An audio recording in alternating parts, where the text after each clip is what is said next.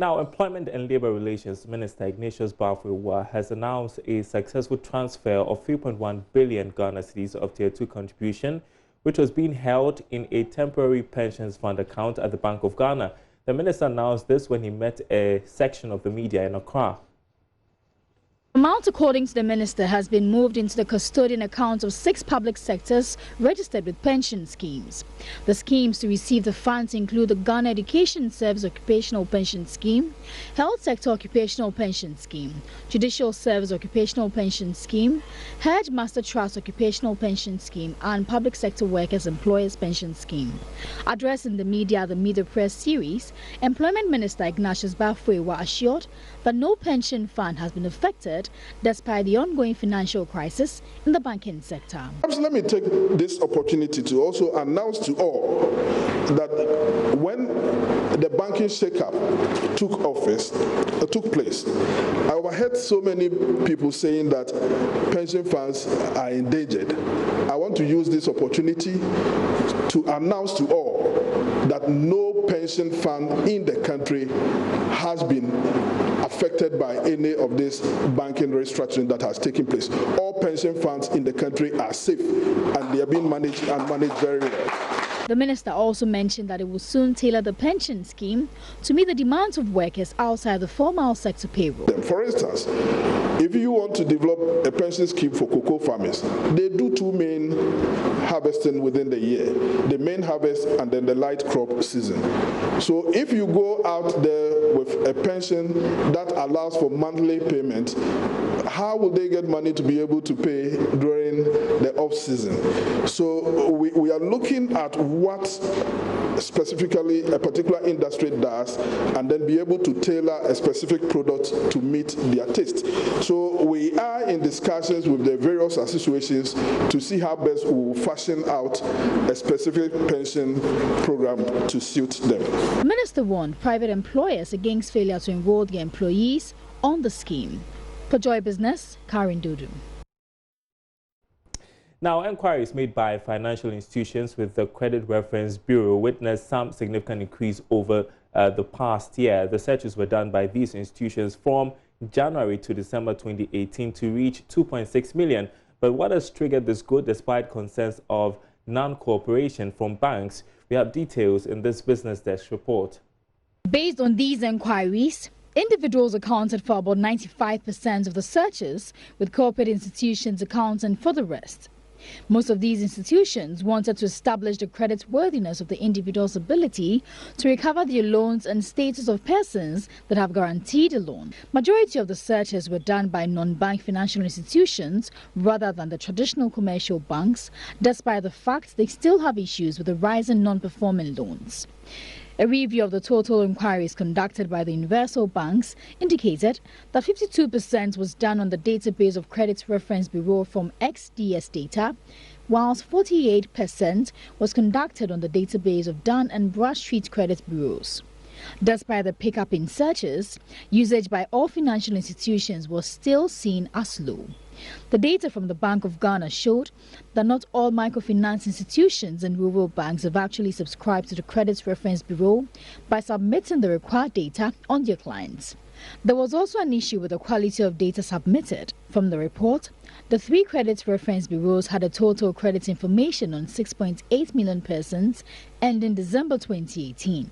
This is made up of 6,530,674 individuals' credit records and 363,352 corporate credit information. The Credit Reference Bureau has complained about how some of the banks are not cooperating, especially when full compliance can help reduce the cost of credit in the country. Now, automobile companies in Ghana are hopeful of a marginal reduction in vehicle prices as a much-awaited automobile bill got approved and an automotive development policy officially launched by the Trade Minister Alan Tremantin yesterday. Charles Aite has more in this report. Ghana's automobile development policy contains various interventions aimed at not just reviving the vehicle industry but also protecting the market. Except the policy document impresses government to patronize vehicles assembled under the auto program. Trade Minister Alan Tremantin says this is not just to create a ready market for assembling companies, but also to protect Ghana's young vehicle economy. It's very standard practice. Government will patronize vehicles that are assembled under the program. And then also for public sector employees, there will be a preferential procurement arrangement because this is government money that is going to support the public sector employees. The policy goes on to include streamlined processes at the port for all cargo consignment imported by assemblers.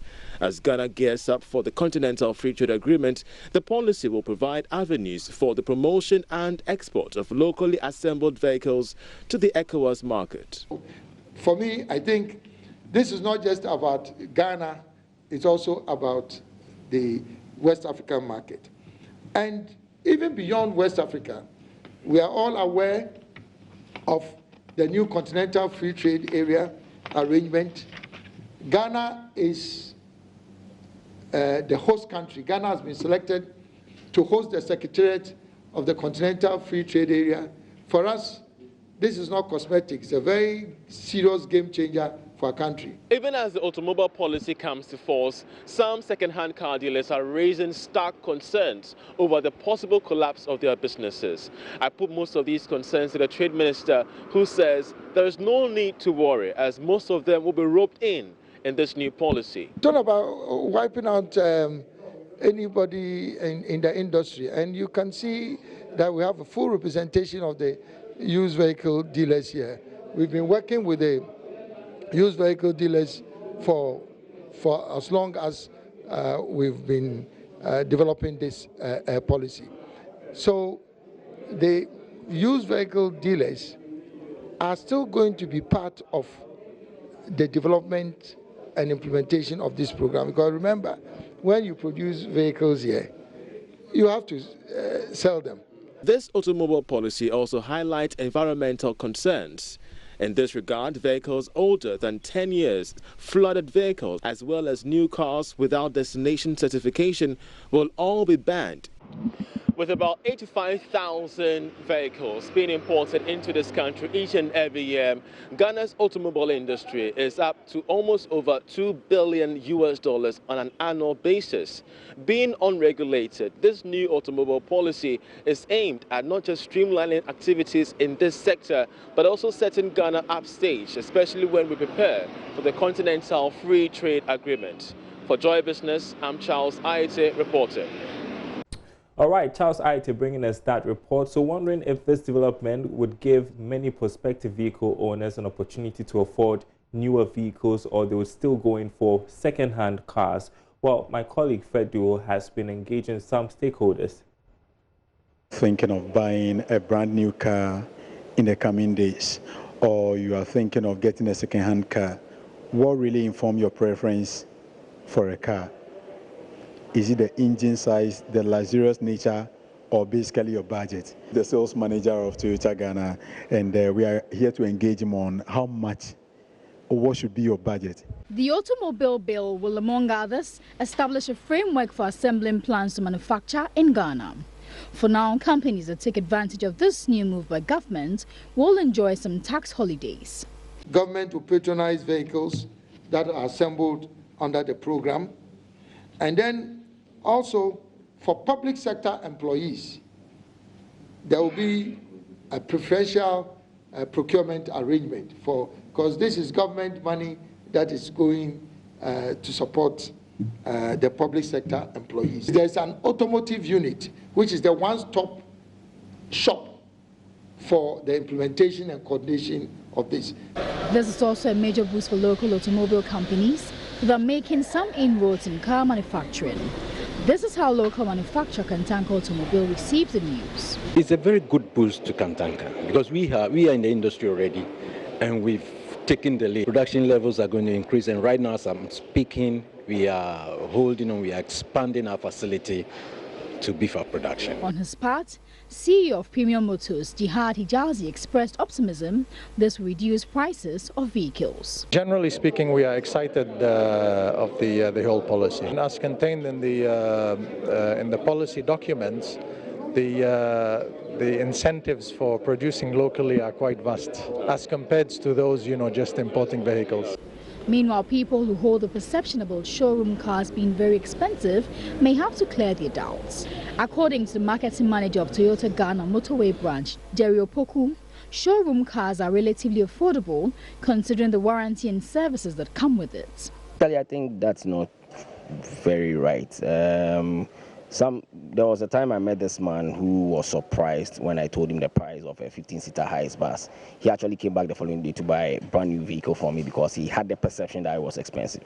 But after he got to know what the price was, he was like, whoa, I didn't know a brand new car could be affordable. I always had the perception that it was way out of my budget. It depends on the model and the prices. We try as much as possible to bring in vehicles for almost every, wage level. So we have vehicles as low as 150,000 Ghana for a pickup and all that. There are some financial options that we already employ, and there are some that we're also looking at the moment because we believe that everybody who wants to buy a vehicle should be able to drive a brand new car. However, CEO of Verata Motors, Eddie Kusiankoma, says he will still choose second-hand cars over brand new cars, stating that buying a brand new showroom constitutes a waste of resources. If we have these companies here in the country, it means that there'll be a lot of employment, people will get jobs, government will get revenue and those kind of things, so the economy will be better. I know there are a lot of people who cannot afford buying new cars, so they will still buy our old cars, and even not all the companies that will come here to assemble. So we will always have a way of, I must be honest with you, I think sales has dropped significantly because everybody's complaining that there's no money in the system. We're expecting that at least this year to the end of the year, things will happen for things to improve. There is no gainsay that the automobile bill will further revolutionize Ghana's automobile industry and make it a beacon of hope for the sub-region. Fred Ho's report for Joy Business. You're watching Business Live. Let's turn next to the oil sector. Some figures want to run by you. Government witnessed a significant increase in revenue secured from oil exports for the first half of this year. The earnings reached $745 million ending June this year. This was contained in the latest petroleum management report released by the Finance Ministry. The total revenue came from the country's share of all crude oil exports for the first 6 months of this year. The rest were from surface rentals, income tax from the operations of all oil firms operating on the country's oil fields, and their corporate tax. A breakdown of the numbers showed that the country's earnings from its share of crude oil stood at $311 million, while the other receipts brought in $434 million.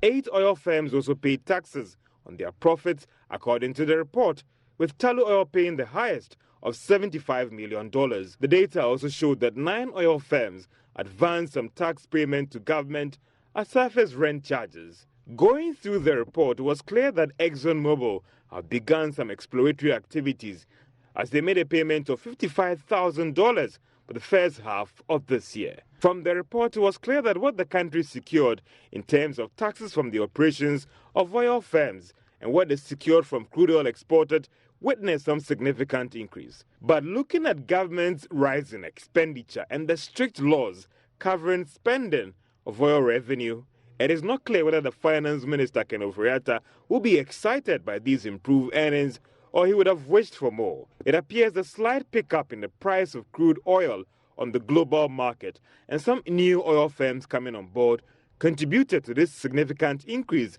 in the total revenue earnings for the country from January to June this year. International oil firm Tullow says it would start disbursing some $2 million over the next 5 years to aid government's free SHS policy through the provision of infrastructure for selected institutions across the country. Executive Vice President of Tullow Ghana, Kwekwa Oche, stated this during a training program on oil and gas for journalists in Accra, organized in collaboration with Rigwell Training Center.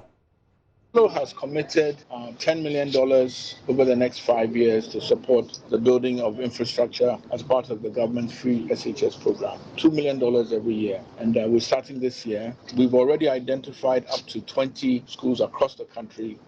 Probably a lot of them are in the Western region for obvious reasons, but we've actually made sure there are schools in every single region of the country that we would support. We'll build either dormitory blocks or we'll build classroom blocks. And we just think that is a way to support in terms of providing the education that's required. We know that a lot of the constraints in terms of education provision is infrastructure.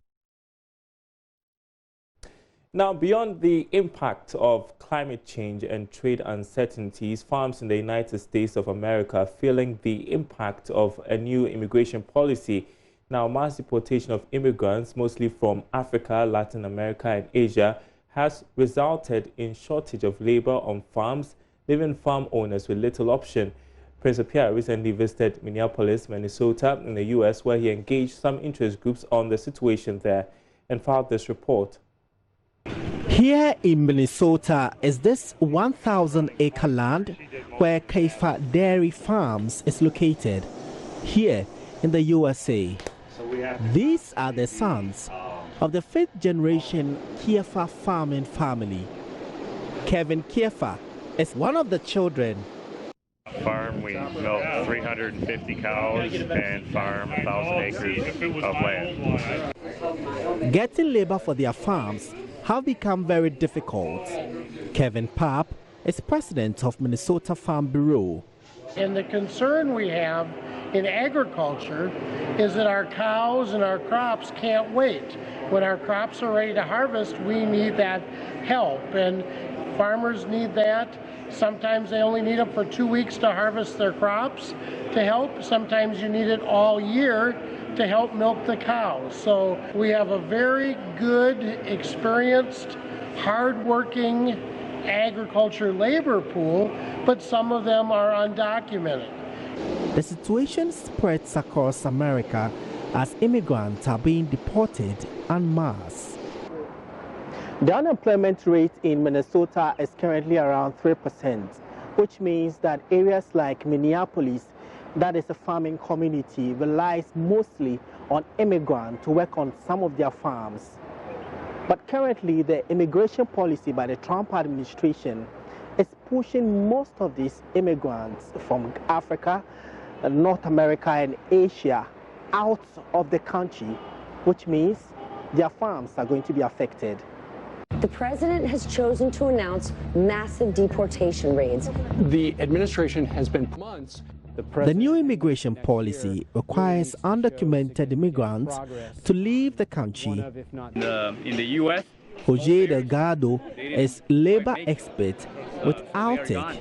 There's two kinds of visas that are now available for people that comes and work for agriculture. But those visas are very limited. They are only valid for either 4, 6, or 7 months. So those people can apply and they can come here and they can do the labor that is required. But for businesses that are not seasonal, dairy, beef, pork, poultry, and swine, where you need labor for an entire year, those visas are not applicable. They are not viable.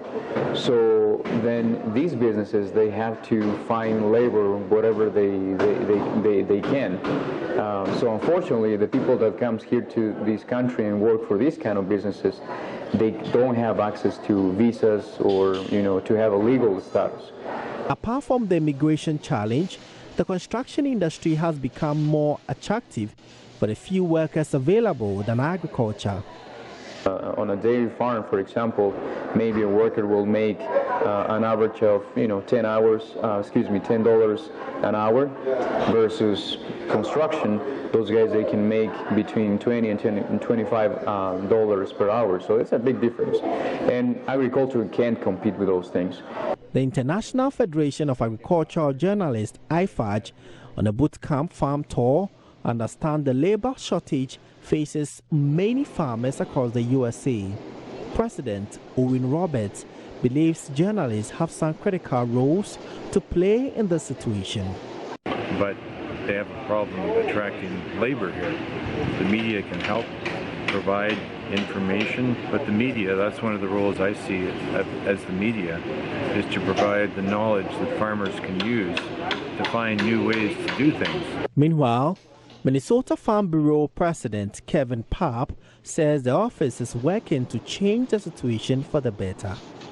And we need to fix the system we've got to make sure that if you're here, you've gone through the process, you don't need to be worried about being sent back. So we're going to continue to be at the table and talk about how can we make agriculture labor better, not only for the farmers, but for all the rural communities. Until these immigration challenges are collectively addressed, farmers will continue to grapple with difficulty in getting people to work on their plantations. Prince Apia reporting. And that's Business Live tonight. Thanks for watching. My name is Darryl Kwao. There's more news on our website, myjoyonline.com/business. There you go. We've got the day's latest stories over there. We will be back same time tomorrow. Stay with us here on JoyNews.